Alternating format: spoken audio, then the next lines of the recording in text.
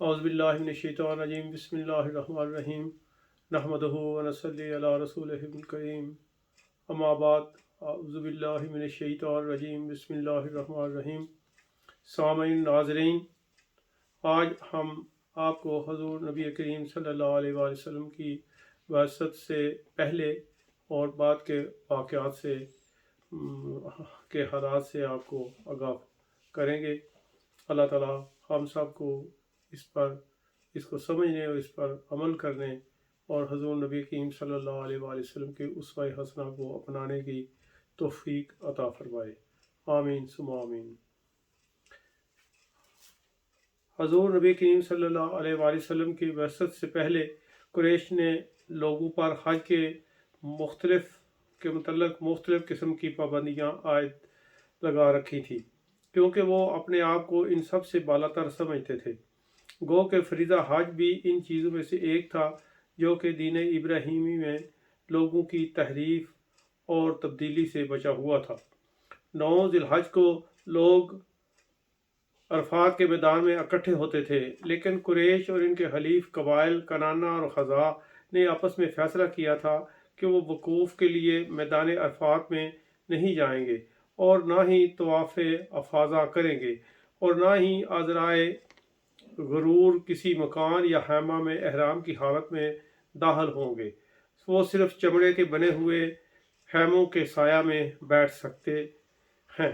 انہوں نے باہر سے آئے ہوئے حاجیوں پر بھی بہت سی پابندیاں لگا رکھی تھی کہ کوئی حاجی احرام کی حالت میں اپنے ساتھ لائے ہوئے کھانے کے سامان میں سے کھانا نہیں کھا سکتا اور وہ صرف قریشیوں کا کھانا ہی کھائیں گے۔ نیز طواف کے وقت وہ صرف قریشیوں سے کپڑے مانگ کر ہی پہن سکتے تھے، اور اگر ان کو قریشیوں کے کپڑے میسر نہ ہوں تو وہ براہنہ طواف کریں، چاہے مرد ہو یا عورت، اور اگر وہ اپنے کپڑوں میں طواف کریں گے تو بعد طواف ان کو اتار کر پھینک دیں گے۔ نہ وہ دودھ کو بلو کر مکھن نکال سکتے تھے اور نہ ہی پنیر، اپنے کھانے کو نہ چربی سے اور نہ ہی گھی سے پکا سکتے تھے۔ یہ تمام بدعات ان میں پائی جاتی تھی۔ ان سب کو الحمس کہا جاتا تھا۔ حضور نبی کریم صلی اللہ علیہ وآلہ وسلم نے ان تمام خرافات کو یکسر منسوخ فرما دیا، اور خود بھی حضور نبی کریم صلی اللہ علیہ وآلہ وسلم وحی نازل ہونے سے پہلے عرفات شریف کے میدان میں گئے اور طواف افاضہ بھی فرمایا۔ اسی وجہ سے اللہ تعالیٰ جل شانہ نے قرآن پاک میں فرمایا ہے، فَقَدْ لَبِثْتَ فِيكُمْ عُمُرًا مِّن قَبْلِهِ أَفَلَا تَعْقِلُونَ، یعنی میرے پیارے حبیب صلی اللہ علیہ وآلہ وسلم تمہارے درمیان عمر کا ایک حصہ اس سے پہلے گزار چکے ہیں، کیا تم اتنا بھی نہیں سمجھتے؟ اللہم صلی علی سیدنا مولانا محمد قدر حسنہ و جمالہ و جودہ و کمالہ و برہ و نوالہ وعلی آلہ و اصحابہ و بارک وسلم ابدا ابدا برحمتک یا ارحم الراحمین۔ حضور نبی کریم صلی اللہ علیہ وآلہ وسلم کی بعثت مبارک کا اب ہم ذکر کریں گے۔ سامعین ناظرین، حضور نبی کریم صلی اللہ علیہ وآلہ وسلم پر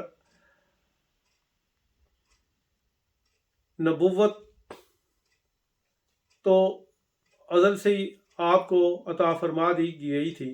حضور نبی کریم صلی اللہ علیہ وآلہ وسلم نے ارشاد فرمایا ہے، کنت نبیا و آدم بین الماء والطین، میں اس وقت بھی نبی تھا جب کہ حضرت آدم علیہ السلام ابھی مٹی اور پانی کے درمیان میں تھے۔ حضور نبی کریم صلی اللہ علیہ وآلہ وسلم کا نبوت کا آثار کا آغاز آپ سے سچے خوابوں سے ہوا۔ حضور نبی کریم صلی اللہ علیہ وآلہ وسلم جو بھی خواب رات کو دیکھتے، صبح وہ خوب بالکل سچ ہو کر سامنے آتا۔ اس وقت کہ آپ کی عمر مبارک 40 سال ہو گئی تھی۔ پھر حضور نبی کریم صلی اللہ علیہ وآلہ وسلم کے دل میں خلوت نشینی کی محبت پیدا ہو گئی۔ آپ کچھ ساز و سامان خرد و نوش ساتھ لے جاتے تو اور غار حرا میں کئی دن اور کئی راتیں بسر فرماتے تھے۔ کبھی کبھی رمضان کے مہینہ میں پورا پورا مہینہ بھی بسر فرماتے تھے۔ یہ غار مکہ مکرمہ سے 3 میل کے فاصلے پر ہے۔ یہ پہاڑ کی جس چوٹی پر غار حرا ہے اس کو جبل نور کہتے ہیں۔ یہ دور ہی سے سب پہاڑوں سے ممتاز دکھائی دیتی ہے۔ اس کی چوٹی پر اللہ تعالیٰ جل شانہ کا نور برستا ہوا نظر آتا ہے۔ 1981 میں جب میں جرمنی سے واپس حج کرنے کے لیے آیا تو اس غار کو دیکھنے کے لیے گیا تو اس کی چوٹی پر بیٹھا ہوا اللہ تعالیٰ نے کی ایسی محبت، غار حرا کی چوٹی پر اللہ تعالیٰ جل شانہ کا نور برستا ہوا نظر آتا ہے۔ 1981 میں جب میں جرمنی سے واپس حج کرنے کے لیے آیا تو اس وقت میری عمر صرف 21 سال کی تھی اور اس غار کو دیکھنے کے لیے گیا تو اس کی چوٹی پر بیٹھا ہوا تھا تو اللہ تعالیٰ جل شانہ کی محبت کی ایسی ہوا چلی کہ باوجود کم عمری کے میں نے اس محبت کی ہوا کے جھونکے محسوس کیے اور میرا تن بدن اور میری روح سب کچھ اس میں محو ہو گئی اور میں کچھ لمحوں کے لیے دنیا اور ما فیہا سے بے پرواہ ہو گیا۔ واقعی اس پہاڑ کے ایک ایک ذرہ سے حضور نبی کریم صلی اللہ علیہ وآلہ وسلم کی یاد ٹپکتی ہے۔ پہاڑ کی چوٹی پر جا کر بائیں طرف تھوڑا سا پھر اترنا پڑتا ہے۔ اس پہاڑ کی چوٹی بہت مشکل ہے اور نیچے راستہ اور بھی تنگ ہے، لیکن حضور نبی کریم صلی اللہ علیہ وآلہ وسلم رات دن یہاں اللہ تعالیٰ کی عبادت فرمایا کرتے تھے۔ یہ غار 12 فٹ لمبی اور تقریباً 6 فٹ چوڑی ہے۔ ایک آدمی آسانی سے یہاں لیٹ سکتا ہے۔ اس غار کی خوبی یہ ہے کہ اس کے سامنے والے حصہ میں پہاڑ کے 2 حصے آپس میں اس طرح ملے ہوئے ہیں کہ ان میں تھوڑی سی درز پیدا ہو گئی ہوئی ہے جو کہ کافی چوڑی ہے اور آسانی سے وہاں سے کعبہ شریف کی زیارت ہو جاتی ہے جبکہ آدمی کھڑا ہو کر نماز پڑھ رہا ہو۔ غار کے دائیں طرف 2-3 قدم کے فاصلہ پر بالکل سیدھی پہاڑ کی ڈھلوان ہے جو بہت ہی گہری اور خطرناک ہے، اور حضور نبی کریم صلی اللہ علیہ وآلہ وسلم نہایت بہادری سے یہاں پر اللہ تعالیٰ جل شانہ کی یاد میں محو رہا فرماتے تھے۔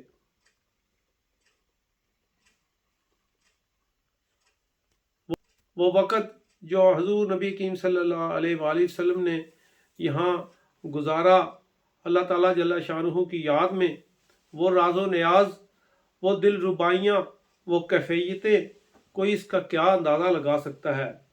اسی طرح ایک دن حضرت جبرائیل علیہ السلام آپ کے پاس تشریف لائے۔ حضور نبی کریم صلی اللہ علیہ وآلہ وسلم فرماتے ہیں فجاءت الملک فقال اقرأ قال ما انا بقاری قال فخذنی فغزتنی حتی بلغ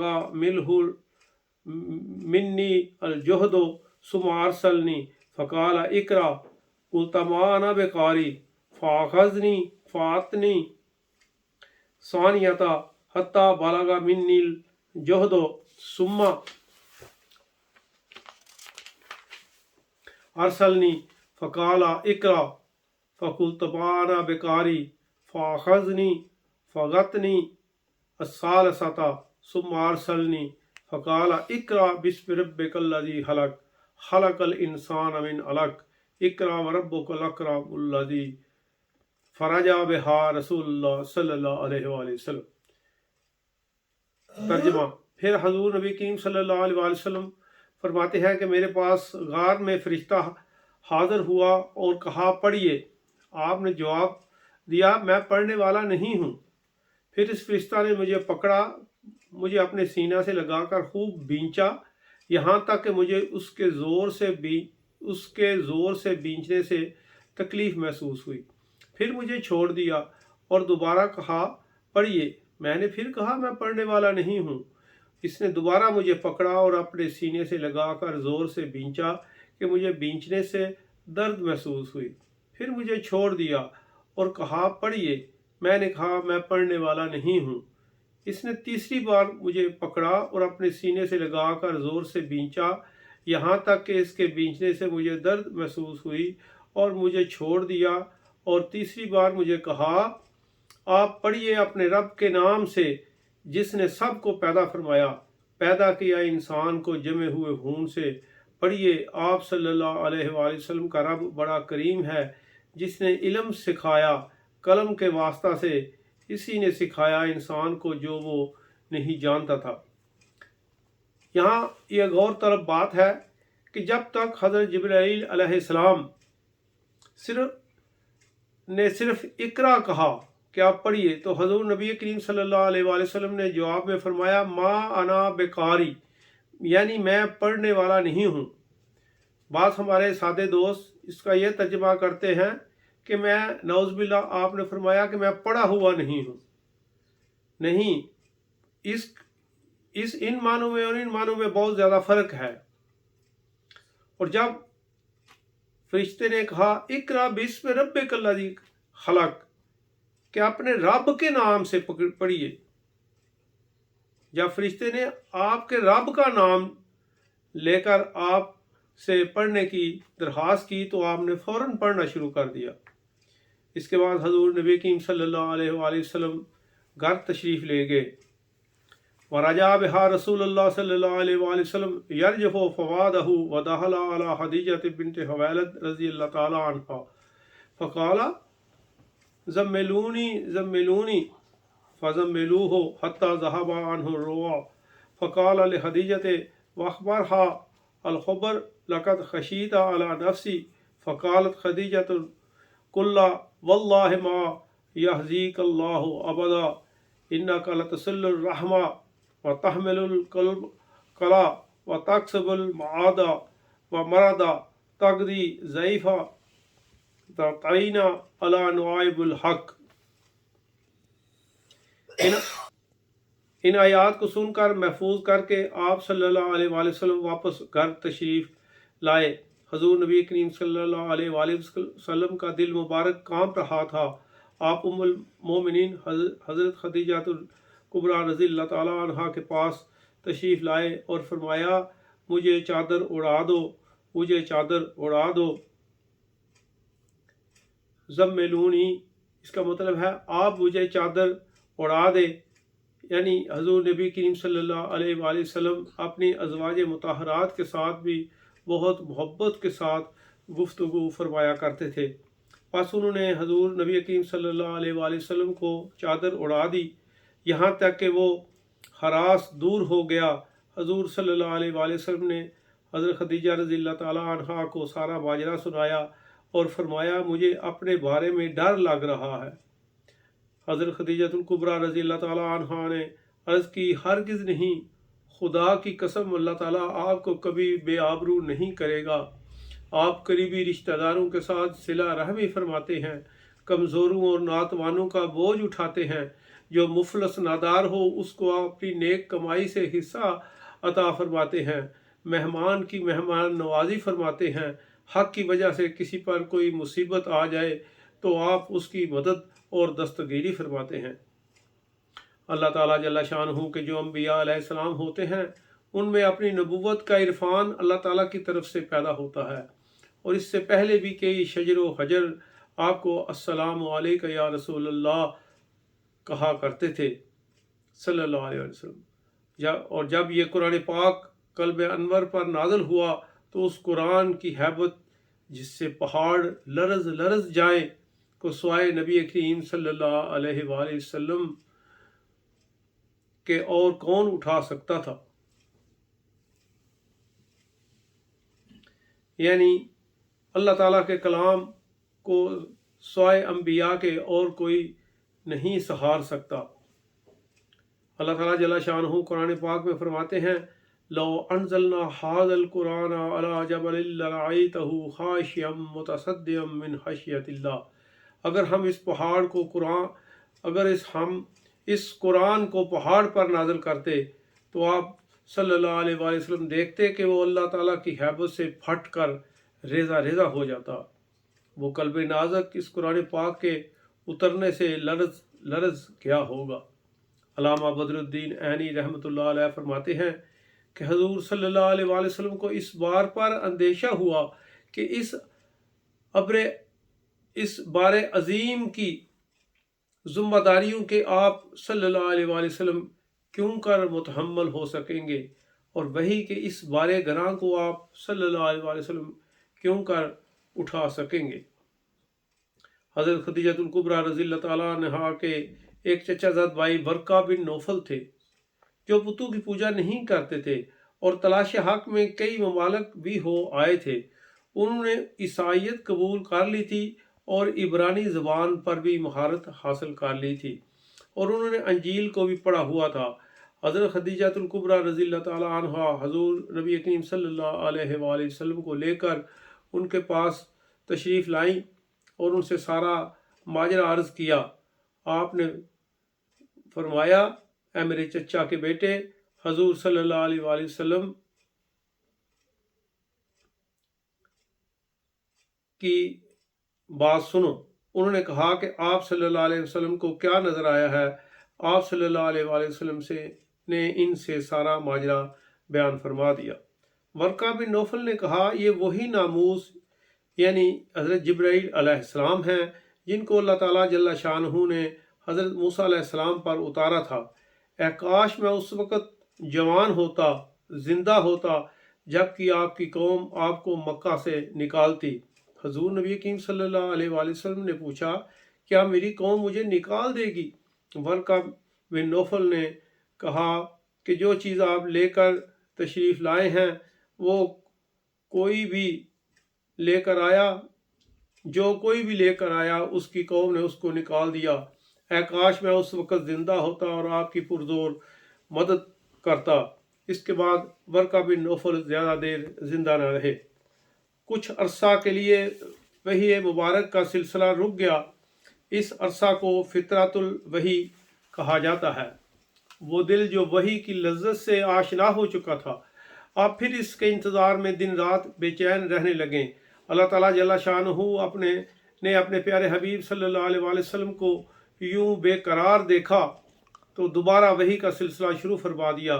آپ صلی اللہ علیہ وآلہ وسلم غار حرا سے واپسی تشریف لا رہے تھے تو آپ صلی اللہ علیہ وآلہ وسلم نے آسمان کی طرف نظر کی تو آپ کو حضرت جبرائیل علیہ السلام آسمان و زمین کے درمیان ایک کرسی پر بیٹھے ہوئے نظر آئے۔ اس حالت میں آپ صلی اللہ علیہ وسلم کو دیکھ کر مرعوب سے ہو گئے۔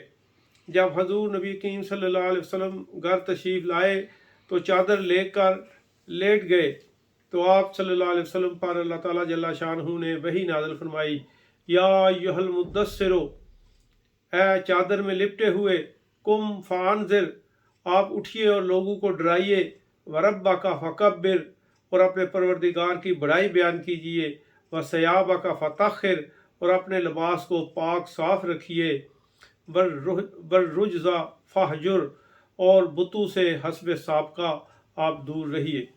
یا ایھا المدثر والی آیت کریمہ نازل ہونے سے حضور نبی آیات کریمہ نازل ہونے سے حضور نبی کریم صلی اللہ علیہ وآلہ وسلم کی رسالت مبارک کا آغاز ہو گیا۔ سب سے پہلے حضور نبی کریم صلی اللہ علیہ وآلہ وسلم پر سورۃ اقرأ بسم ربک الذی خلق نازل ہوئی، پھر کچھ دن وحی کا سلسلہ رکا رہا تاکہ جو پہلی وحی نازل ہوئی اس کا خوف جاتا رہے اور ایک بڑے کام رسالت کے لیے حضور نبی کریم صلی اللہ علیہ وآلہ وسلم اپنے آپ کو اللہ تعالیٰ کے فضل و کرم سے تیار فرما لیں۔ کچھ عرصہ پہلے وحی کے نازل ہونے کے بعد جب وحی رکی رہی تو دوبارہ وحی نازل ہونے کا شوق بھی دل میں بہت زیادہ ہو گیا۔ پھر سورۃ المدثر نازل ہونے سے آغاز رسالت ہو گیا۔ پھر آپ صلی اللہ علیہ وآلہ وسلم کچھ عرصہ بیمار ہو گئے اور قیام لیل بھی موقوف ہو گیا، اور ایک مشرک عورت نے یہاں تک کہہ دیا کہ نعوذ باللہ شیطان نے آپ صلی اللہ علیہ وآلہ وسلم کو چھوڑ دیا ہے۔ اس سے حضور نبی کریم صلی اللہ علیہ وآلہ وسلم کے قلب نازک کو بہت ٹھیس پہنچی اور آپ از حد غمگین ہو گئے۔ پھر سورۃ والضحیٰ نازل ہوئی۔ حضور نبی کریم صلی اللہ علیہ وآلہ وسلم نے بھٹکی ہوئی انسانیت کو اللہ تعالیٰ کے حکم سے سیدھی راہ دکھانے کے لیے اپنے آپ کو سرگرم فرما لیا۔ نزول وحی کے بعد سب سے پہلا حکم نماز کا ہوا۔ حضرت جبرائیل علیہ السلام نے حضور نبی کریم صلی اللہ علیہ وآلہ وسلم کو ایک وادی میں لے آئے، آپ نے پر مارا، ایک چشمہ نمودار ہو گیا، اس پہ حضرت جبرائیل علیہ السلام نے وضو فرمایا اور حضور نبی کریم صلی اللہ علیہ وآلہ وسلم نے بھی وضو فرمایا۔ پھر حضرت جبرائیل علیہ السلام نے حضور صلی اللہ علیہ وآلہ وسلم کی معیت میں نماز ادا کی اور سب سے پہلے دو رکعتیں صبح سورج طلوع ہونے سے قبل اور 2 رکعتیں سورج غروب ہونے کے بعد فرض ہوئیں، اور حضرت جبرائیل علیہ السلام ان اوقات میں 2 روز برابر تشریف لاتے رہے۔ سب سے پہلے آپ نے نہایت اول وقت میں نماز کو ادا فرمایا، اور دوسرے دن حضرت جبرائیل علیہ السلام نے تمام نمازوں کو بالکل آخر وقت میں ادا فرمایا، اور حضور نبی کریم صلی اللہ علیہ وآلہ وسلم سے عرض کی کہ یا رسول اللہ صلی اللہ علیہ وسلم، آپ کی امت کا نماز کا وقت ان 2 وقتوں کے درمیان میں ہے۔ وآخر دعوانا ان الحمد للہ رب العالمین۔